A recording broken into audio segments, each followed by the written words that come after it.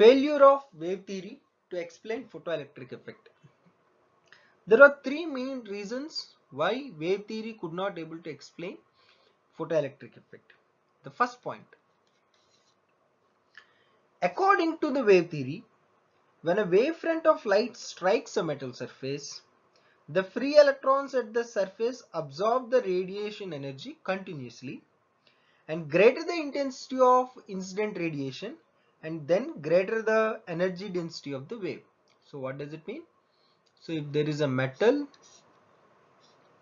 and if a light of wavefront falls on it, and the electrons on the metal will absorb this energy continuously. So as the intensity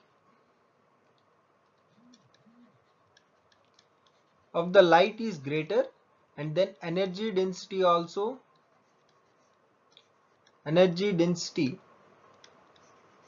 light also greater. So what does it mean?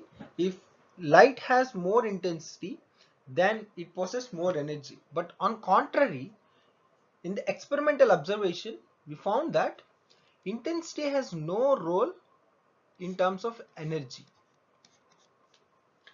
Only frequency has a role of energy, but intensity will be playing a role of number of electrons emitted from metal surface. So as the intensity is more, number of electrons emitted will be more. But according to wave theory, as intensity is more, energy density will be more. That is absolutely wrong.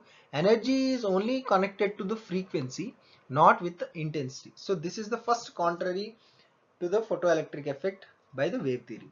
And the second point is, and no matter what frequency of incident radiation is, light wave of sufficient intensity should be able to impact enough energy required to eject the electrons from the metal surface.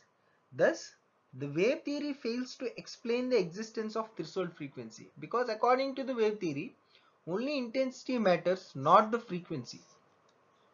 And there is no parameter called threshold frequency in wave theory. So as the intensity is more, energy will be more. This is the second failure, and there is no discussion about threshold frequency of the metal. But for the photoelectric effect, that is the key parameter to observe the photoelectric effect. So threshold frequency, but there is no discussion of threshold frequency in the wave theory. And third